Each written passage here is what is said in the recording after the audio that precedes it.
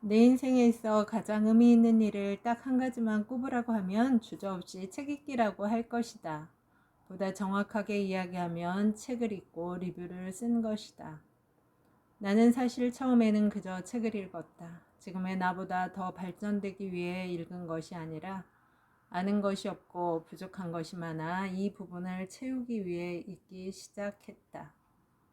아무것도 없는 사람이 선택할 수 있는 가장 손쉽고도 확실한 방법은 책이라고 생각한다. 누군가에게 부탁할 필요도 없이 시간을 내서 혼자 조용히 책을 읽기만 하면 그 안에는 내가 알고 싶은 것들이 가득하다. 그렇게 나는 책을 읽고 부족한 부분을 채우고 공부를 한다는 심정으로 책을 읽기 시작했다. 책이라고 하면 소설만이 유일한 종류라고 알고 있던 나에게 엄청나게 다양한 분야의 책이 있다는 사실에 처음에는 암담하기만 했다. 자신의 책을 리뷰해줘서 고맙다는 사람도 있었고, 그 중에는 만나고 싶다는 사람도 있어 직접 만나 대화를 나누기도 했다. 투자를 해보기 위해 시작한 책 읽기여서 투자 분야의 책을 주로 읽었는데, 그중 책을 쓴 저자들이 연락을 해서 자신이 카페를 운영하고 있는데 자신의 카페에 리뷰를 올려달라고 요청해서 몇몇 카페에 리뷰를 올리기 시작했다.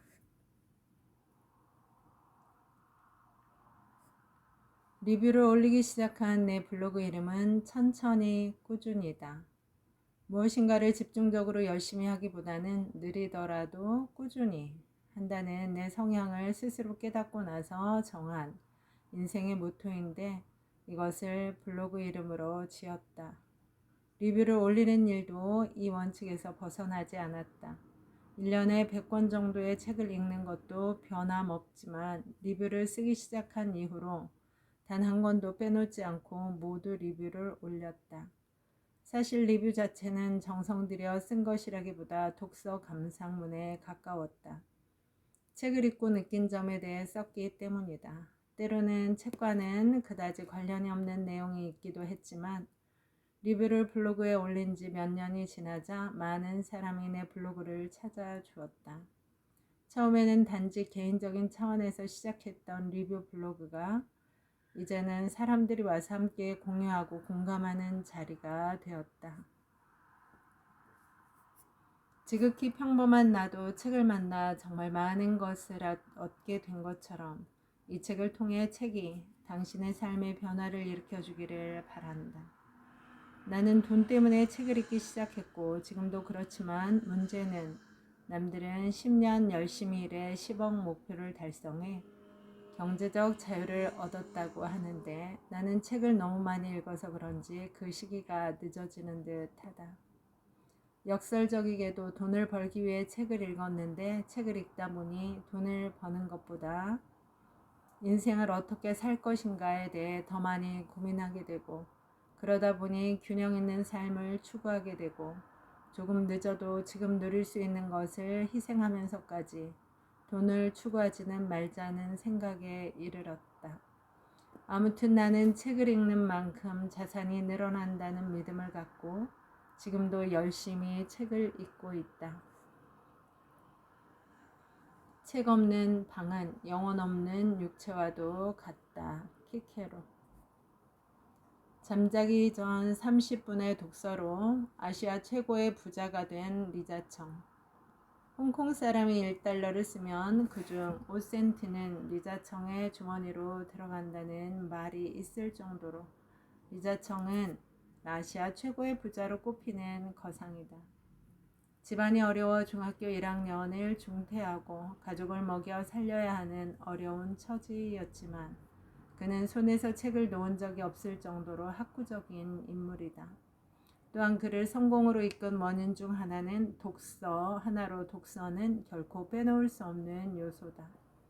그는 매일 새벽 4시에 일어나 중고교 과정을 독학했고 잠자기 전 30분 동안 가능하면 분야를 가리지 않고 새 책을 읽었다. 그래야 새로운 지식을 얻을 수 있고 남보다 먼저 최신의 흐름을 파악할 수 있다고 생각했기 때문이다. 그는 주로 역사, 경제, 철학 분야의 책을 탐독했고 소설이나 무협지와 같은 흥미 위주의 책은 읽지 않았다. 최초로 세운 창장 플라스틱 공장은 그 이름을 자신이 늘 즐겨 읽던 동양 고전의 묵자에서 따왔다.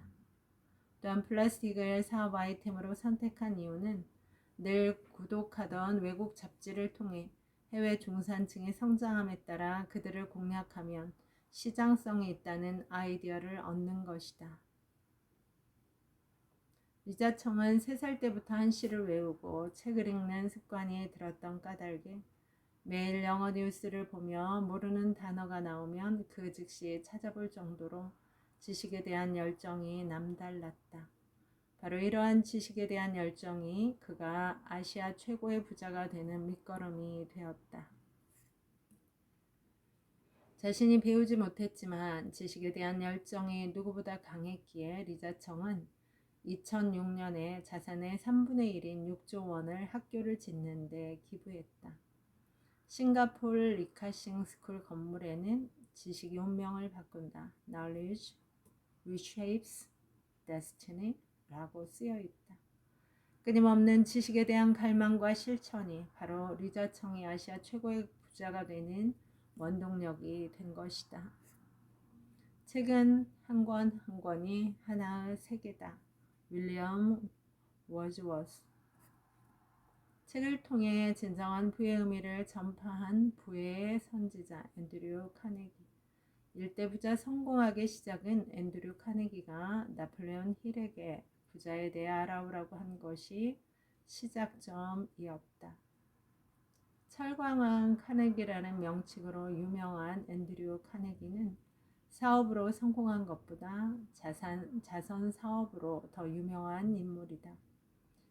현재 미국에서 부자들이 자선을 당연한 책임이자 의무로 여기는 노블레스 오블리주가 사회적으로 정착하게 된 계기가 바로 앤드류 카네기가 살아생전에 펼친 자선 사업이 미국을 성장시킨 배경에서 출발한다.